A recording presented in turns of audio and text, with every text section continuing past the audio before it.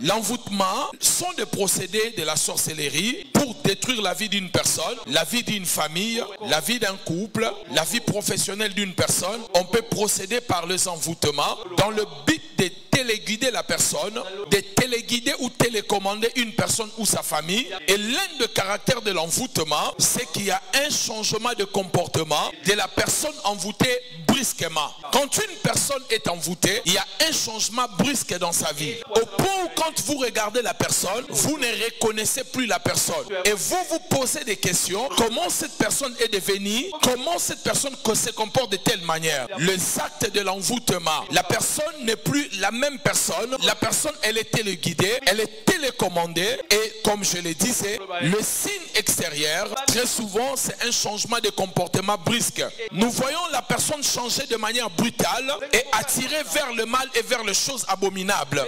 Ainsi, quand vous regardez, pour mieux comprendre de quoi je suis en train de parler, quand il s'agit de l'envoûtement, l'âme de la personne est emprisonnée, l'esprit de la personne est manipulé et la personne est déconnectée de la réalité et du bon sens. Et ainsi, quand une personne est envoûtée, et surtout les envoûtements de couple, vous allez remarquer, si le conjoint qui est envoûté, ça peut être le mari comme la femme, mais celui qui est envoûté va commencer à déconsidérer l'autre conjoint. Et l'autre conjoint devient comme un étranger à ses yeux.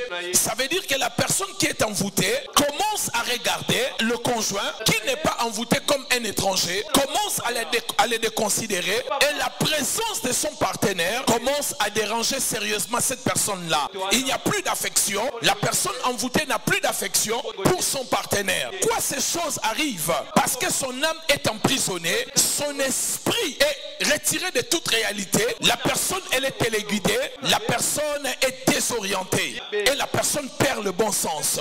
La personne peut même devenir violente, verbalement et physiquement, et tout ce que la personne on lui dira, elle ne pourra plus écouter parce qu'elle est envoûtée. Si son partenaire dit A, lui il va écouter Z, parce que le fait d'être sous l'envoûtement, donc vous comprenez, la personne peut être violente maintenant, verbalement, la personne peut être violente, physiquement, et toutes les paroles de son partenaire ne le fait qu'énerver. Et la personne peut aussi ne plus rendre compte à son partenaire.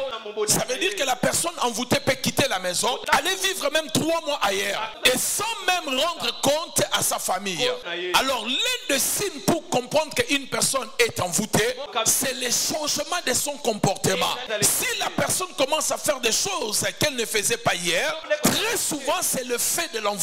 Et avant d'aller dans des discussions inutile, il faut d'abord entrer dans la prière.